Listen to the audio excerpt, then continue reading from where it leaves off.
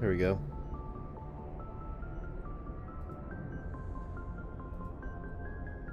All right. Dum. Okay.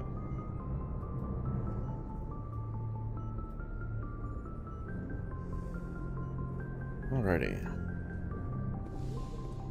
I'm glad you're okay, Commander. The crew could use some good news after what happened to Jenkins. Jenkins was a valuable part of this crew. Part of me feels guilty over what happened. If Jenkins was still alive, I might not be here. You're a good soldier, Williams. You belong on the Normandy. Thanks, Commander. I appreciate that.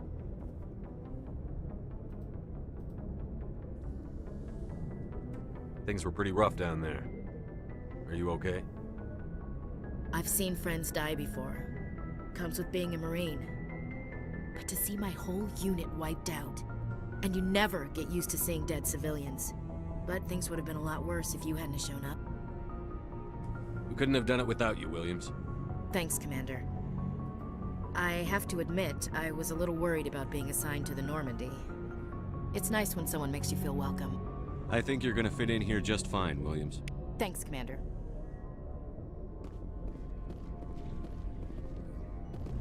Yes, Commander? Is there something you need? How did you end up serving on an Alliance ship? I enlisted right out of med school. Earth always seemed boring to me. Too safe, too secure. I figured the colonies were teeming with exotic adventure. I wanted to travel the stars, tending the wounds of tough soldiers with piercing eyes and sensitive souls. Turns out military life isn't quite as romantic as I'd imagined. But humanity needs the Alliance if we want to keep expanding through the Traverse, and the Alliance always needs good doctors. So I stayed on to do my part. Ever think you made the wrong choice? Sometimes I think about opening a private practice back on Earth, or maybe taking a position at one of the new med centers out in the colonies. But there's something special about working on soldiers. If I left the Alliance now, I'd feel like I was abandoning them. What do you know about Captain Anderson? I've served with him for a few tours now.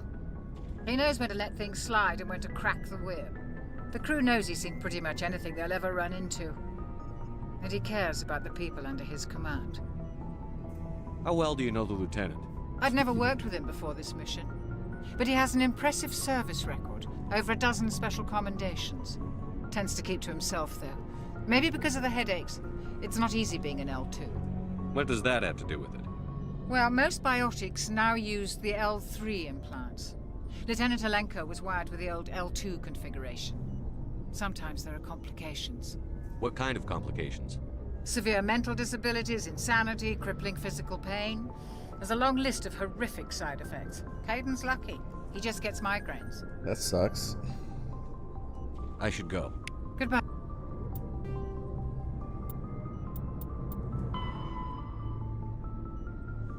Biotics manipulate Mass Effect fields using dozens of elements. There are modules within their nervous systems that react to electric stimuli from the brain. Amplifiers allow biotics to synchronize the modules so that they can form fields large and strong enough for practical use. Amplifiers can improve a specific discipline or talent. An implant is surgically implanted in a surgically embedded interface port into which amps are plugged in. On humans, the implant is usually placed at the base of the skull for convenient access, though the user must be careful to keep it free of contaminants. Implant ports can fit a variety of amps, and there is a growing market for modifications and add-ons. The finest quality implants and amps are manufactured by the artisans, but the Alliance L3 implants first deployed in 2170 are a significant step forward.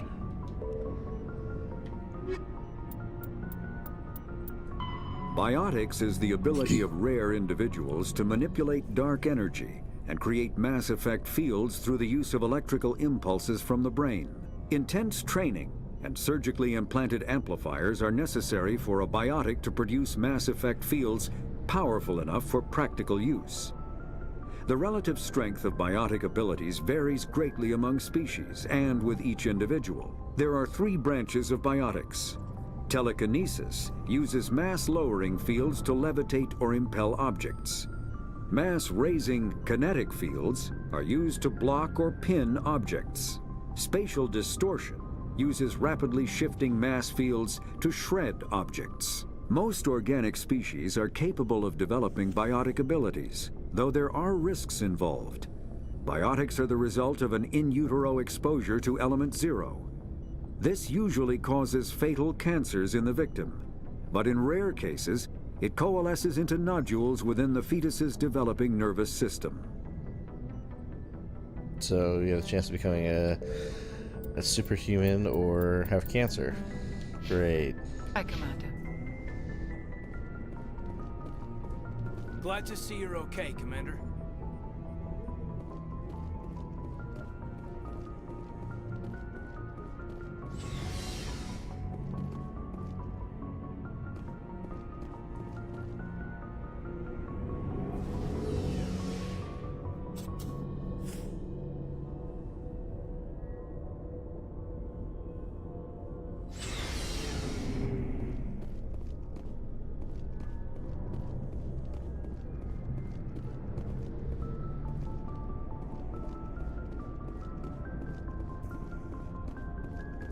Hey, Commander. Looking for some extra supplies before you head out? Not right now, thanks. No problem. Keep checking back.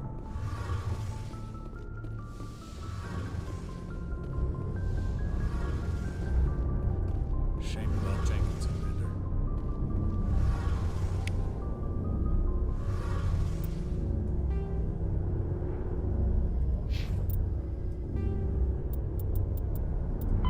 Biotic, when subjected to an electrical current, the rare material dubbed Element 0, or EZO, emits a dark energy field that raises or lowers the mass of all objects within it. This mass effect is used in countless ways, from generating artificial gravity to manufacturing high-strength construction materials. One thing I like It about is this game is most that it does prominently explain used to its enable science faster-than-light space travel.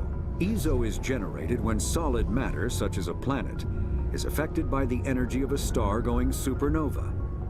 The material is common in the asteroid debris that orbits neutron stars and pulsars. These are dangerous places to mine, requiring extensive use of robotics, telepresence, and shielding to survive the incredible radiation from the dead star. Only a few major corporations can afford the setup costs required to work these primary sources. Humanity discovered refined Element 0 at the Prothean Research Station on Mars, allowing them to create mass effect fields and develop FTL travel.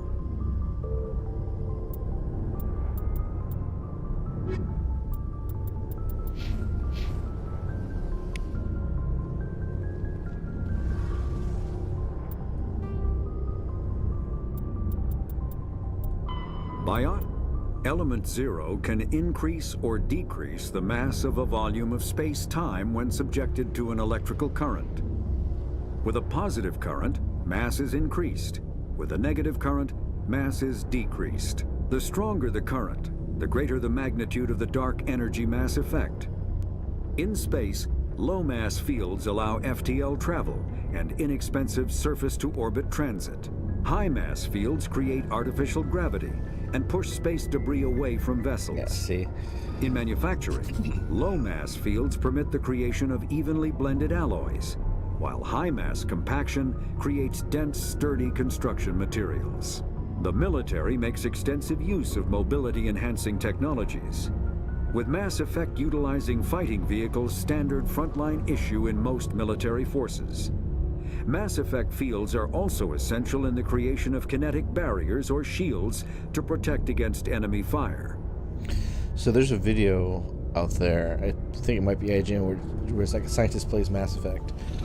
And the first thing he comments on is on the Citadel. Like, oh, well, this would have to be spinning to give them gravity, and I don't think they could actually have something this big that could do that, and to have that centrifugal force to give them that much gravity. But it's like, the game explains all its science. Like, granted, this element 0 is a mythical element that doesn't exist, but it's like, dude, they explain exactly how shit works.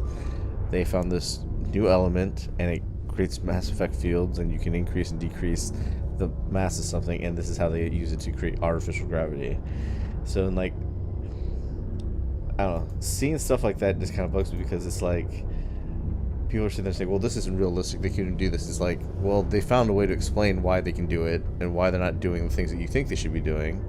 So it's just like, look at the codex. If, like, that's the thing about Mass Effect, is that they do try to explain as much stuff as possible, how everything works.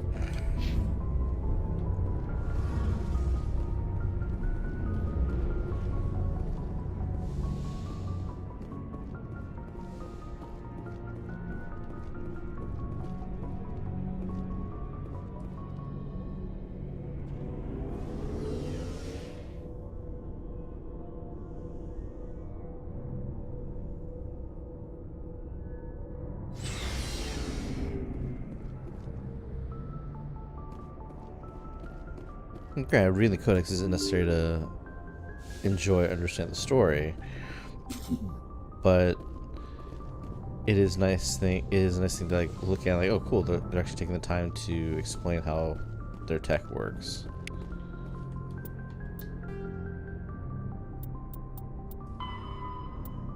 Real-time communication is possible thanks to a network of expensive mass relay comm buoys that can daisy chain transmission via lasers. Comm buoys are maintained in patterns built outward from each mass relay. The buoys are a little more than a cluster of primitive miniature mass relays. Each individual buoy is connected to a partner on the other buoy in the network, forming a corridor of low mass space. Tight beam communication lasers are piped through these tubes of FTL space, allowing virtual instantaneous communication anywhere on the network. The networks connect across regions by communication lasers through the mass relays. With this system, the only communication relay is the light lag between the source and the destination of the closest buoy. So long as pirates remain within half a light second, 150,000 kilometers of buoys, seamless real-time communication is possible. As long as parties remain. Okay. I don't know why I read pirates. Seamless real-time communications are possible since buoys are maintained in all traveled areas. Most enjoy unlimited instant communications. Ships only suffer communication lag when operating off established deep space routes around uninhabited outer systems, gas giants, and other unsettled areas. During wartime, comm buoy networks are the first target of attack. Once the network is severed, it can take anywhere from weeks to years to get the message out of a contested system. In systems where a buoy network has not yet been built or has been destroyed, rapid communications means firing information through high-speed courier ships and unmanned data drones.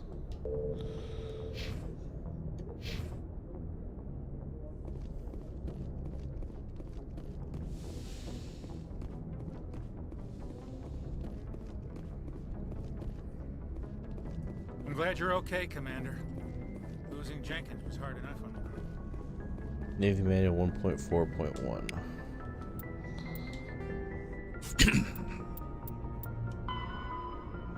Military jargon. Ashore. When a ship's crew leaves the vessel, they are ashore. The military use regarding planets. It can refer to boarding a space station. Away, a ship is released the equipment tethered it to a space station or surface dock is away. The proper way to acknowledge an order if told to attack. The correct response is aye, aye, sir. If asked, are you proud to be a Marine? The correct answer is yes, sir. ASAP. Pronounce ASAP. An acronym: as soon as possible. Belay, stop, cease. Bridge, the navigation center of a spacecraft where the steering is done. Captain's mast. Non-judiciary discipline proceedings by unit commanders. CIC Combat Information Center, the command center of a spacecraft. The CIC is filled with sensors displays to make sense out of the chaos of combat. DC Damage Control, the containment and repair of damage of a spacecraft. ECM, electronic countermeasures used to avoid enemy sensors from passive emissions masking to active jamming. EVA, extravehicular activity, time spent in a pressurized suit outside of a vehicle, spacecraft, or station. Flank. The flank is a side of a military formation. Since soldiers are facing elsewhere, an enemy that can attack on the flank can often turn it or roll it up. FNG, freaking new guys, or in the real military, it's the fucking new guy. A diversive term.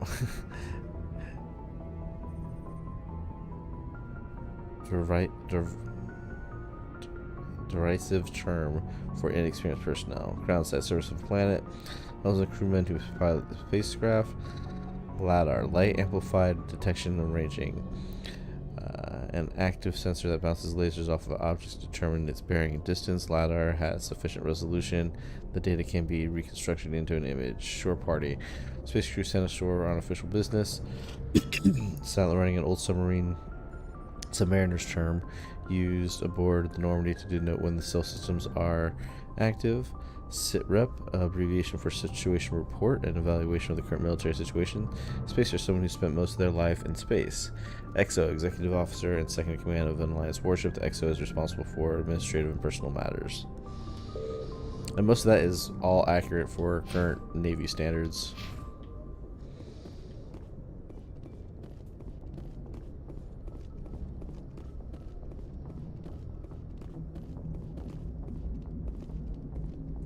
Good timing, Commander. I was just about to bring us into the Citadel. See that taxpayer money at work.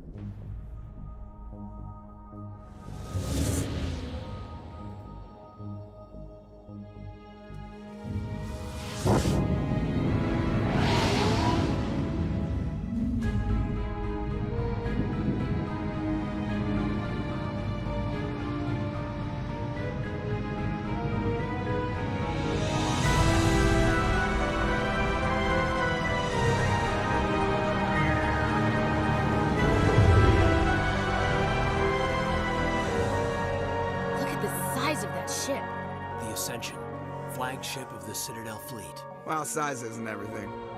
Why so touchy, Joker? I'm just saying you need firepower, too.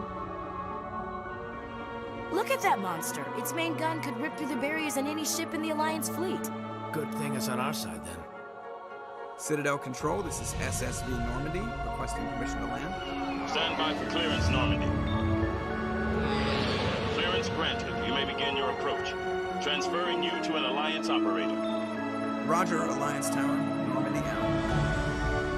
Normandy, this is Alliance Tower. Please proceed to Dock 422.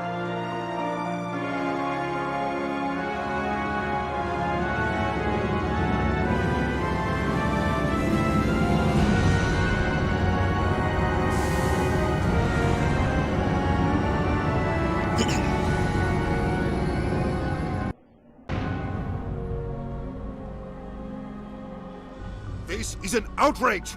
The Council would step in if the Geth attacked a Turian colony? The Turians don't found colonies on the borders of the Terminus systems, Ambassador.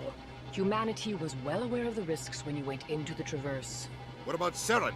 You can't just ignore a rogue Spectre. I demand action! You don't get to make demands of the Council, Ambassador. Citadel Security is investigating your charges against Saren. We will discuss the CSEC findings at the hearing, not before.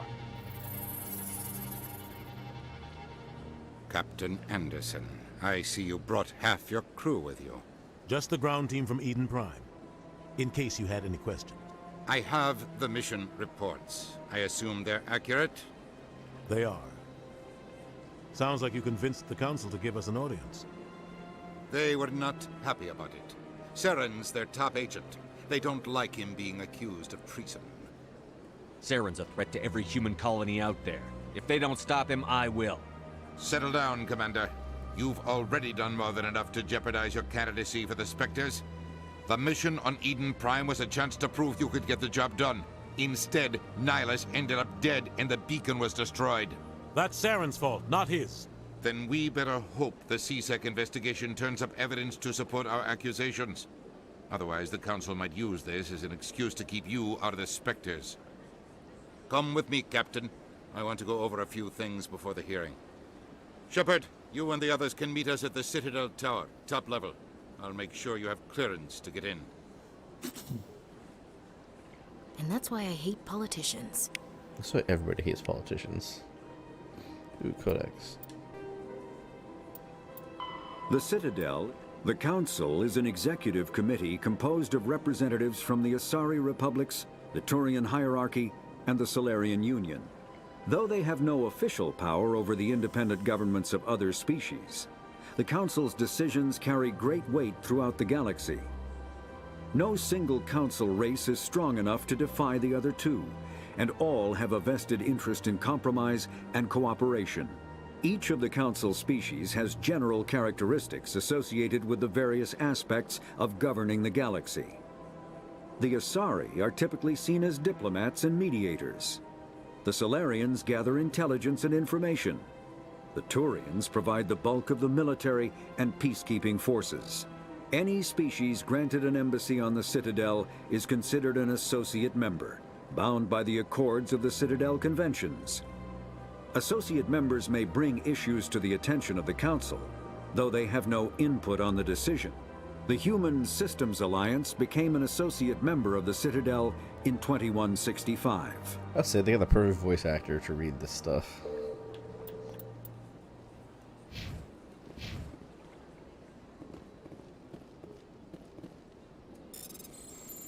BXXX. Captain Hendricks reported some unusual energy readings during patrol of the Argus Road cluster. Specific concerns about the Hydra system. Recall before her team can investigate further. No patrols are scheduled for the sector. Do we want to send a recon team?